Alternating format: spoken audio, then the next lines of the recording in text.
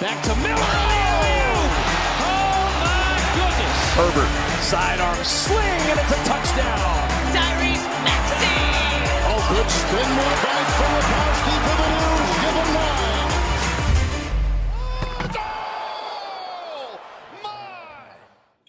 Hello, everybody, and welcome back to the Beef Upfront podcast here on Pick Swap Media. This is your host, Ryan Coyle, back with another episode today as we head closer and closer to the college football season. Today, we'll be hitting on the number 2 team in the country heading into the season, and that's the Michigan Wolverines. Another individual episode here. So far, we've broken down Ohio State, who's at number 4, Georgia, who's at number 1, Ohio State, who's at number 3, Alabama, who's at number 4, Georgia, who's at number 1, and Michigan comes into this year as the number 2 team in the country under head coach Jim Harbaugh off of back-to-back college football playoff appearances. Jim Harbaugh, in his time at Michigan, since he became the head coach in 2015, a bit of a rocky start, but as we touched on, 2 straight years of Big Ten champs and 2 straight years of going to the college football playoff. Not got past the semi. So Harbaugh, 74-25 in his time at Michigan. Only 2 Big Ten titles, but those are both back-to-back trips to the college football playoff.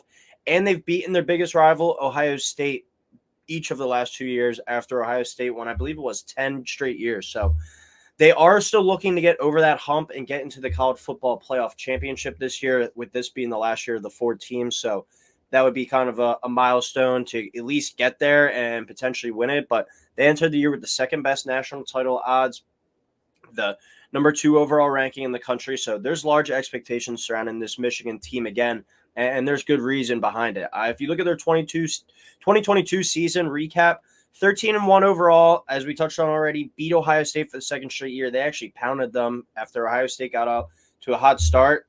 Michigan ran away with that game in the second half. And then they went on to beat Purdue in the Big Ten title game, 43-22, but then lost to TCU in the college football playoff. They were, I think, a 6-point favorite in that one, and they wound up losing 51-45, lost to a TCU team that was a bit of a Cinderella underdog team most of the year, and they lost to them. And then, as we know, TCU went on to eventually lose big time in the national title game to Georgia, but still a pretty strong 2022 season. After heading into 2021, it looked like Harbaugh was on the hot seat. He had that reworked contract and everything. And now back-to-back years going to the college football playoff. Can he get them over that hump into the title? Those should be the expectations this year surrounding this team, but I'm not quite sure if they're going to be able to get there. You're going to have to tune into the entire episode to hear my thoughts and opinions on this team and what they'll wind up being by season's end. When you look at their key losses from last year, though, they had 9 guys get selected in the NFL draft. Some of their key losses were first-round defensive tackle Mozzie Smith, tight end Luke Shoemaker in round 2, and then defensive back DJ Turner in round 3. Those were their most notable guys. They lost a couple guys on the up front on the offensive line as well. But this team returns a lot, and I think Michigan Wolverine fans have a lot to be excited about. And as we talked about, high expectations, when you have those high expectations, you're expected to come out there and perform. And I think anything less than a national title appearance this year from a Michigan team, the season will kind of be looked at as a failure. I mean, beating Ohio State for a 3rd straight time, winning the Big Ten for a 3rd straight time, making it to the college football semis for a 3rd straight time, certainly something to be proud of. But I think the expectations are a notch above this year, and it's kind of national title appearance or bust, I think, for Michigan Wolverines fan this year. So when you look at the offense, that's where we start with this team. I think they give you a load to be excited about. I mean, when you think about Michigan offense over the past 5 to 6 years, offense doesn't really click into your head. You're always kind of geared towards the defense, maybe the offensive line and kind of the running game. It never really gets you excited like Ohio State has in the past few years with C.J. Stroud and Justin Fields, or like that 2019 LSU record-breaking team, or the Alabama and Clemson teams that we've seen over the past few years. You've really thought of more of an old-school style team, but I think this year, big expectations for this Michigan offense, and I think they can be one of the more explosive, high-scoring units in the league, in all of college football this year.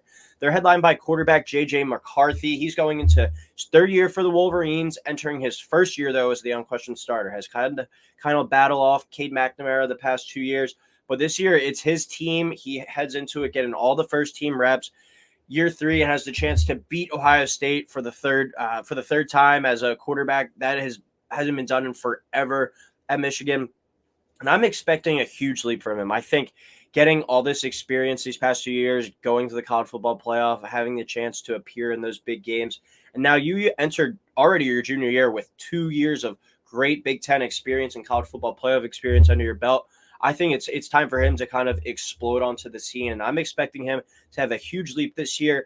As we've seen, Jim Harbaugh has been able to really work with quarterbacks a great deal, whether it's Andrew Luck at Stanford, even Colin Kaepernick and Alex Smith in the NFL. He's really helped elevate quarterbacks play in their game. And I think J.J. McCarthy could be one of the next guys in his quarterback tree of really talented players that really excelled, and now they go on to the NFL and can have some real success as well. I expect him to be a first-round pick in next April's draft after a big year this year. I think his mobility combined with some of the zips that he on his throws, he really was able to fit the ball in tight windows last year. And really impressed me in that TCU game. That's where he really caught my eye, and I was like, this kid is legit. And with a more expanded offensive game, I think they're going to kind of open up the passing game a little bit more for him. He could have a big year, and he's got really good legs. And I'm really just excited and enamored with him headed into this year. And I think he's only going to benefit by the star-studded running back duo that he has as well. Blake Corum, arguably the best running back in all of college football, got hurt last year. He was right in there for the Heisman mix until he got hurt at the end. But he has a great sidekick with him in Donovan Edwards as well. This is going to be a super fun duo to watch. And then you throw in McCarthy's ability to run as well. It's going to be so hard to stop them.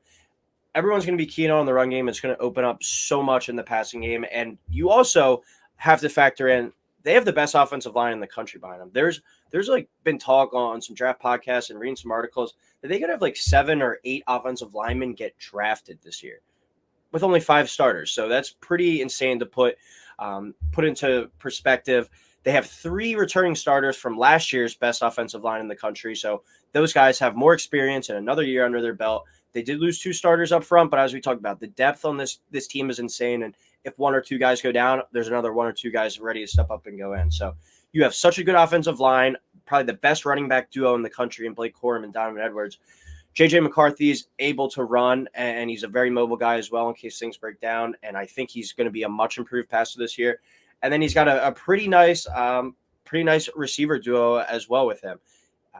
This is a team that has great ability to step it up this year and be maybe the best offense in college football, I think. Wide receivers Cornelius Johnson and Roman Wilson, they were guys that played last year, had some pretty significant contributions to this team, and they should have their best rapport and kind of timing with J.J. McCarthy heading into the year. So all the experience gathered from these past few seasons, and then as well as heading into a year where McCarthy's been able to be the full-time guy, get all the reps, have all the kind of attention and offense kind of tailored to him and his liking. I think that's just going to do wonders for the quarterback. So super excited and giddy about this offense, and that's kind of rare to say about Michigan football. So look for this team to be one of the more dynamic and fun groups to watch in college football this year. Then you go to the defense. As much as I was giddy about them, the defense is equally exciting, I think.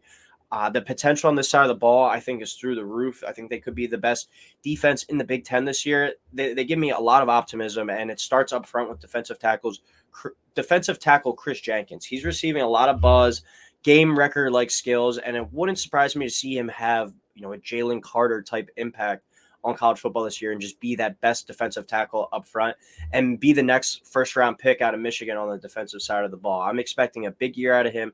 It sounds like he bulked up this offseason, and he's kind of like in the best shape that he's been in Michigan, and he's ready to really pop up onto the scene and just have a monster year, setting him up for a first-round pick next year. And this is a group that has returning production as well as some youth that's ready to step up from previous recruits and produce across the line. There is a bit of a question, though. Is there an elite edge rusher in this group? I think that's something that Michigan was kind of hurt by last year, not having that Aiden Hutchinson elite edge rusher type player. Will one of the guys on this Michigan defensive line be able to step up and be that this year? That remains to be seen. But I think that they need that to get over the hump if they're going to wind up against playing a Georgia, or if they wind up again having to play Ohio State in the playoff down the line. A Clemson, a Florida State, a USC, or Oklahoma. Who knows? If you're playing some of these teams that really have good quarterback play and are able to throw the football, you have to have that guy that you can turn to in the clutch situation and say, go get the quarterback and make that big play. And I don't know if they have that. Chris Jenkins, I love him, but he's more of a interior type defensive lineman. So the elite edge rusher is a bit of a question, but I think there's nice depth across that entire unit that's going to be able to produce. And then the linebacker group, I think, is the strength of the defense. Keep an eye out on Junior Colson in the middle. I think he's a candidate for the Dick Butkus Award for the best linebacker in the country this year. And then he should be able to really clean up as well as the other guys at the second level of that defense, kind of the junk that I think Chris Jenkins, as well as the other guys across the defensive line, are going to be able to cause up front this year. I think these linebackers are going to make a killing, and they're going to have a few guys over 100 tackles on the season. It wouldn't surprise me. And the secondary returns a ton of experience and should be able to, I think the biggest thing in their path usually is Ohio State and their passing game, stopping Marvin Harrison, Emeka Ibuka, Julian Fleming, being able to stop those guys. The Michigan secondary is pretty suited to do so. I mean, you look at cornerback Will Johnson as well. He was one of the best corners in the entire country this year or last year, entering this year, arguably the best corner, and he's only a sophomore. But you do have a big question of who's going to start opposite of him. You got two strong returning safeties behind these corners, though. So that kind of shores up that a little bit, where if the opposite corner of Will Johnson is struggling or isn't really playing up to par, I think the back end is pretty held down by the two returning safeties there for Michigan. But Will Johnson, a lot to like about him. And this defense, I think, is going to be a pretty opportunistic group. So when you have two blue chip type talents and Will Johnson at corner and Chris Jenkins at defensive tackle, that's going to open up a lot of opportunities for this defense. And when you got two potential future All-Americans on that side of the ball, this team is certain to be right up there in the college football playoff mix again, combined with this really dynamic offense. When we go over Michigan's schedule, though, I've ranted and I've raved and I've really hyped up this unit, I feel like, and talked about how expectations should be national title appearance or bust. I think there is a chance, though, that we do see Michigan slip up. They have the easiest Power 5, I think, non-conference in the country. East Carolina, UNLV, Bowling Green, they should be a 30-point favorite most likely in all of those games, 30 points or more. Rutgers, another layup there. So you're starting off the season 4-0. There was talk about Harbaugh potentially being suspended for some recruiting stuff the first 4 games. Sounds like he's fine now. He's in the fold. But they should get out to a 4-0 start, winning each game by at least 3 touchdowns. At Nebraska, I think, could be a bit of a tough game. That's going to be probably the first big game of the Matt Rule era, the Big Ten game. So that one I have circled as a potential head scratcher, but I think Michigan still should get away with that. Minnesota should be a pretty tough test as well. Win there, though. Indiana's going to be putrid. Michigan State was putrid last year. They shouldn't be much better. Purdue can upset some teams time to time, but that's at home. They should get that one. I do have Michigan having a loss in the regular season, though. I know that they've beat up on Penn State these past few years, but this game is at Penn State. Penn State, Michigan, and Ohio State. It's going to be a war to see who gets out of that Big Ten East. But I do have Michigan going to Penn State and falling this year. I think this is the year that Penn State kind of puts it all together and potentially sees themselves in the Big Ten title game or in the college football playoff. Even better, but I do have Michigan falling to Penn State. That's my loss for them. At Maryland's no cupcake either, especially if you lose to Penn State. It's kind of a downfall. Like, you're like, oh my God, like, what happened to us? We were rolling all season. Don't rule out a loss to Maryland there, but I'll have them getting a win. And then I do have them knocking off Ohio State as well. So I have this team going 11-1, but that is not a guaranteed for the college football playoff or even getting to the Big Ten title. I don't know the tie break scenario, but 11-1, and if they lose at Penn State, but then they go on to beat Ohio State for the 3rd straight year, that would be a success in its own. Michigan has not beat Ohio State 3 straight times since 1996 to 1998. So say what you want. That's accomplishment in its own right. But they have the easiest non-con in the Power 5, so they have that kind of going against them.